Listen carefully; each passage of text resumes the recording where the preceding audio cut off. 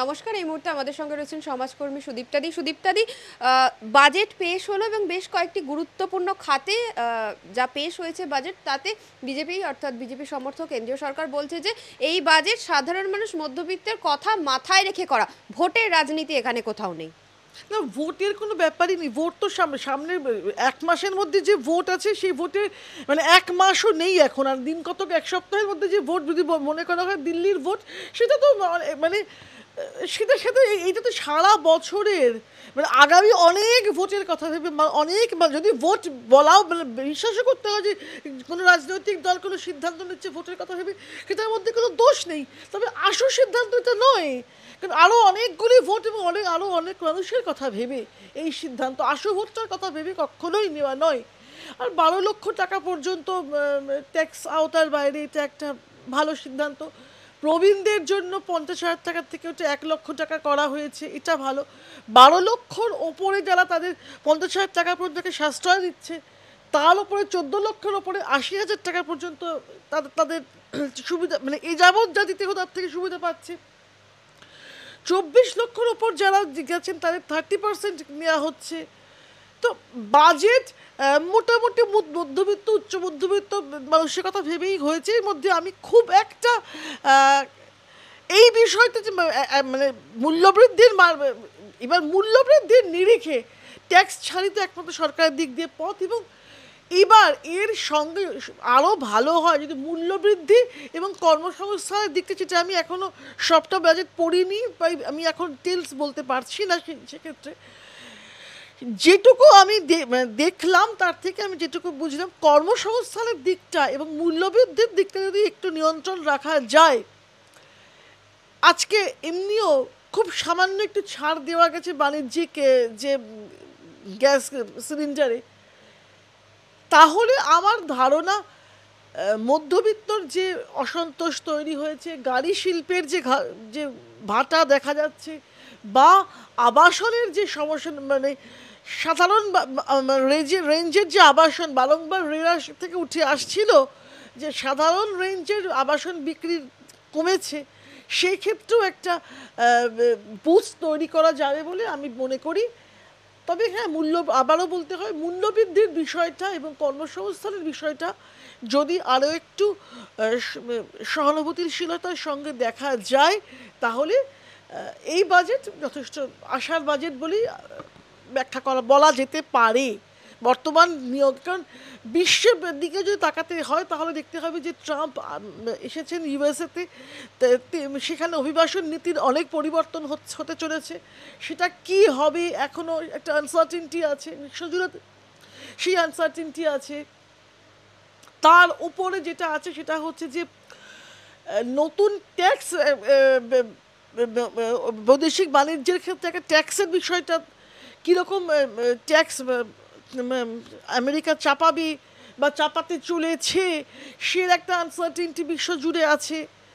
এবং নতুন যে একটা প্রস্তাবিত যে মূল্য অর্থ যে ব্যবস্থা যে চালু করার কথা ভাবা হয়েছিল ডলারকে এড়িয়ে, সেটাও যদি তার হচ্ছে সেই প্রস্তাবক কমিটিতে ফাউন্ডার মেম্বার ইন্ডিয়া, সেইটা যদি ইমপ্লিমেন্টেড হয়, সেক্ষেত্রেও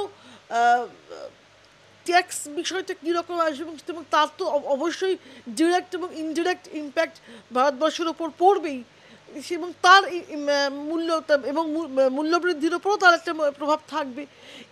এই সমস্ত আশঙ্কাগুলি রয়েছেই। এছাড়া তেলের দামের ক্ষেত্রে, অশোধিত তেলের দামের ক্ষেত্রে একটা কমিটির ফর্মেশন হয়েছে, তারা কতদূর বেশি ইথানল মেশালে পরে তেলটাকে আরও একটু সাশ্রয়ী মূল্যে মার্কেটে রাখা যাবে, যেটা আনা হচ্ছে ইয়ের থেকে, রাশিয়া থেকে। এই সমস্ত দিক বিবেচনা করে দেখা যাচ্ছে যে এই বাজেট মধ্যবিত্তকে মাথায় রেখেছে, এবং নিম্ন মধ্যবিত্তর ক্ষেত্রে যেগুলি একটা হচ্ছে আয়ুষ্মান ভারতের প্রজেক্ট চলছে, ওটাকে আরও ওটার ক্ষেত্রে বাজেট বৃদ্ধি করা হয়েছে, এবং যে রাশন সিস্টেমটা চলছে সেই রাশন সিস্টেমটাও এখনও চালু রাখার কথা বলা হচ্ছে। মোটামুটি সমাজের সমস্ত স্তরকেই ছোঁয়া হয়েছে, এবং যেহেতু কর্পোরেট ট্যাক্স ছাড় দেওয়া হয়, সেক্ষেত্রে তাদেরকেও বলা হচ্ছে যে তারা যেন তাদের কর্মীদের মানে স্যালারিটা হাইক করে, সো দ্যাট তাহলেই তাদের প্রোডাক্টের বিক্রি বাড়বে। এবং এটার উদাহরণ হিসেবে কালকেও পার্লামেন্টে আলোচনা হয়েছে কিভাবে ফোর্ড নিজের ফোর্ড সংস্থা এককালে তার নিজের কর্মীদেরই মাইনে বাড়িয়ে গাড়ি বিক্রির ক্ষেত্রে একটা উদ্দীপনার সৃষ্টি করেছিল। তো অ্যাজ আ হোল আমি সবটা পড়িনি, আবার বলছি যতটুকু দেখলাম এই বাজেট মোটামুটি একটা যে হতাশার দিকে ভারতবর্ষ যাচ্ছিল, একটা হতাশার যে আবহ তৈরি হয়েছে তার সাথে আপসেট কিছুটা নিশ্চয়ই বার করে আনার একটা দিশা দেখাচ্ছে। আমরা বাংলাদেশে দেখেছিলাম যে দুর্গাপুজো করতে দেওয়া হবে না বলে এরকম একটা জিগির উঠেছিল। খোদ কলকাতার বুকে কাল বাদ পরশু সরস্বতী পুজো, আজ বাদ কাল সরস্বতী পুজো, সেখানে দেখা যাচ্ছে যে হাইকোর্টের নির্দেশে সশস্ত্র বাহিনী দিয়ে ভিডিওগ্রাফির আন্ডারে যোগেশচন্দ্র কলেজে কিন্তু সরস্বতী পুজো করতে হচ্ছে।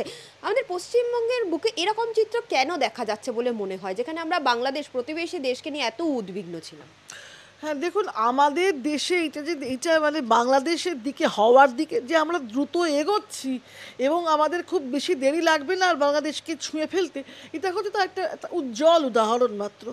পশ্চিমবঙ্গের বুকে এবং ওই কলেজ মাথায় রাখতে হবে এককালে মুখ্যমন্ত্রী নিজের কলেজ, যখন তিনি ওই কলেজের ছাত্রী, সেখানে একজন সাবিরুল বোধহয় তার নাম, এক ছাত্র, হ্যাঁ সাবির আলী বলে এক জনৈক ছাত্র নেতা, তার এমন দৌরাত্ম্য বেড়েছে যে তিনি ওইখানে পুজো বন্ধের একটা দিয়েছেন, নিদান দিয়েছেন। এবং এই রাজ্যে তো কোনো মানুষ সিকিউরড নয়, প্রত্যেককেই সিকিউরিটির জন্য আবেদন করতে হয় বা ইনসিকিউরড লাইফ নিজেদের দায়িত্বে কাটাতে হয়। সেখানে সরস্বতী পুজো হচ্ছে সশস্ত্র সেনা দিয়ে বোধহয় বা সশস্ত্র বাহিনী দিয়ে দেবী সরস্বতীরও পুজো হতে চলেছে। শুধু এই ঘটনাটাকে বিচ্ছিন্ন ঘটনা বলে দাগিয়ে দিতে পারতই, মানে বা পারতে চলেছিল শাসক গোষ্ঠী, যদি না সেই সাথে চিত্তরঞ্জন কলেজে, এই উত্তর কলকাতার চিত্তরঞ্জন কলেজে যিনি স্থানীয় বিধায়ক, তিনি নাকি পুজো করার জন্য যে চাঁদার বা একটা কন্টিনজেন্সি ফান্ড যে রাখা থাকে তার দায়িত্বে তিনি গভর্নিং বডির চিফ, তিনি নাকি তার মহিলা সেক্রেটারির মাধ্যমে ওই টাকার থেকে 30% কাটমানি চেয়েছেন।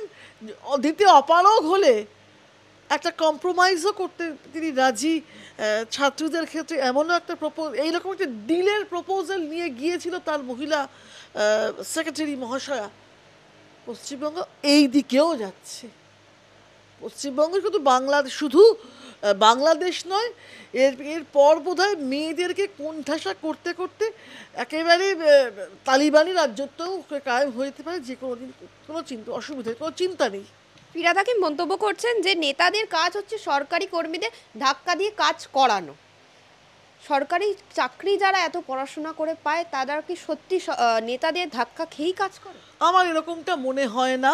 আসলে উনি নিজের দপ্তরের যে বাড়ি হেলে পড়ার যে সমস্যাটাতে উনি ভুগছেন, সেটার দায়িত্ব সমস্তটাই মানে কর্মচারী এবং ইঞ্জিনিয়ারদের ওপর চাপানোর জন্য, মানে সেই উদ্দেশ্য নিয়ে তিনি এই কথাটা বলেছেন। এবং এইটা বলে উনি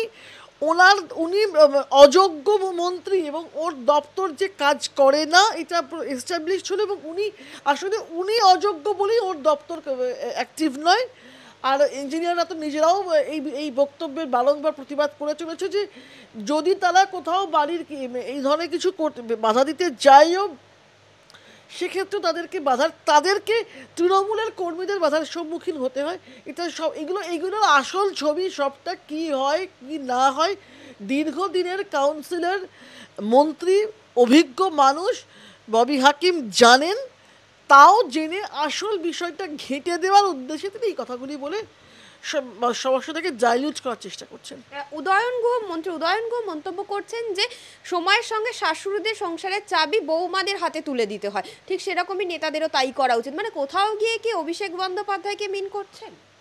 দেখুন, এটা ওদের দলের ব্যাপার। ওদের পশ্চিমবঙ্গের এত সমস্যা, ডাক্তাররা রাস্তায় মাঝে মাঝেই বসছে, মাঝে মাঝে উঠছে, ১,৫০০ দিনের ওপর হতে চলেছে, শিক্ষকরা আর উঠতেই পারছে না, শিক্ষকদের সমস্যা মিটছেই না। জাল ওষুধ, চিটফান্ড কেলেঙ্কারি কি হলো, যা আলটিমেটলি কি হলো তা তদন্ত এখনো চলছে, জানা গেল না। অভয়া তদন্ত চলছে, অনেকগুলি রেপের তদন্ত চলছে, এবং এই রাজ্যে সবচেয়ে বেশি পরিযায়ী শ্রমিক দেখা যাচ্ছে, এবং দিন দিন কলকাতা শহরটা বৃদ্ধাশ্রমে পরিণত হচ্ছে। এতগুলি সমস্যা যে সরকারের মাথায়, তারা সেই সরকারের উত্তরাধিকার বাঁচতে উদ্যোগী, সমস্যার দিকে তাদের নজর নেই। আসলে এই সব কথা বলে, এই সব আবোল তাবোল যুক্তির সামনে খাড়া করে যে যার ক্যামাক স্ট্রিট বনাম কালীঘাটের একটা যে যে দৌড়তটা আছে, সেটাকে আরও উস্কে দিয়ে হয় ক্যামাক স্ট্রিটের কাছে ভালো, কখনো ক্যামাক স্ট্রিটের দিকে পাল্লা ভারী করছেন, কখনো কালীঘাটের দিকে পাল্লা ভারী করছেন। এগুলো হচ্ছে চোরেদের আভ্যন্তরীণ লড়াই, এর মধ্যে না ঢোকাই ভালো।